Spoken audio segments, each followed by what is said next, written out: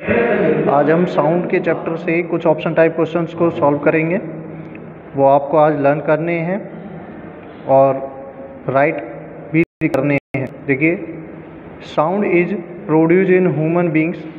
हम जानते हैं कि जो साउंड होता है वो वैक्यूम में ट्रेवल नहीं करता है। एयर यानी किसी भी मीडियम में ट्रेवल कर सकता है, लेकिन वैक्यूम में ट्रेवल नहीं करता है।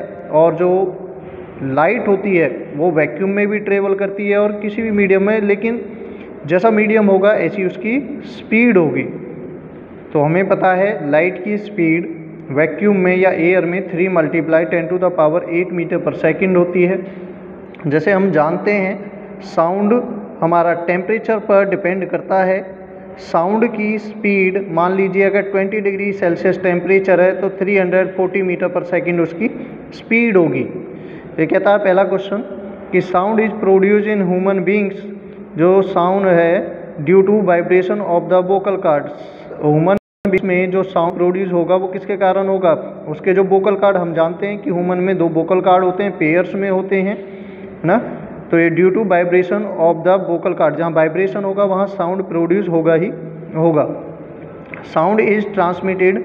जो साउंड है वो ट्रांसमिट हो सकता है कितने मीडियम में? देखो, आपको 3 मीडियम पढ़ाए गए हैं, इन सॉलिड, लिक्विड और गैस। तीनों मीडियम में साउंड ट्रांसमिट हो सकता है, यानी वन प्लेस जा सकता है। द यूनिट ऑफ फ्रिक्वेंसी, हम जानते हैं फ्रिक्वेंसी को हर्ट्ज में मेजर किया जाता है और इसका जो सिंबल होता है उसे HZ कहते हैं। जो dB है ये साउंड का सिंबल है, यानी डेसिबल बोलते हैं। The loudness sound which is damage the human ear.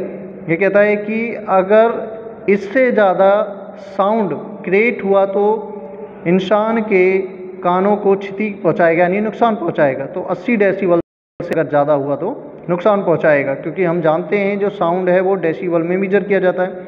The pitch of sound depends on. ये कहता है जो साउंड की पिच है वो किस पे डिपेंड करती है?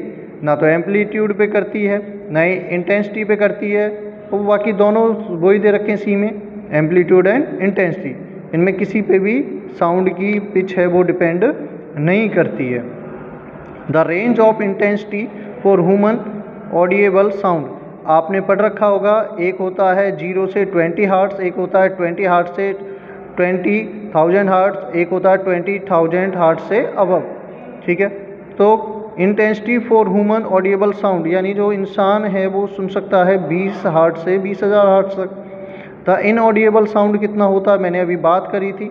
ये कहता है इनऑडिएबल साउंड जो होता है, और ए और बी अभी बात हुई थी यही कि एक होता है 20, 0 से 20, और एक होता है 20,000 से ज़्यादा। The voice of a lady as compare to that of a man is of more frequency.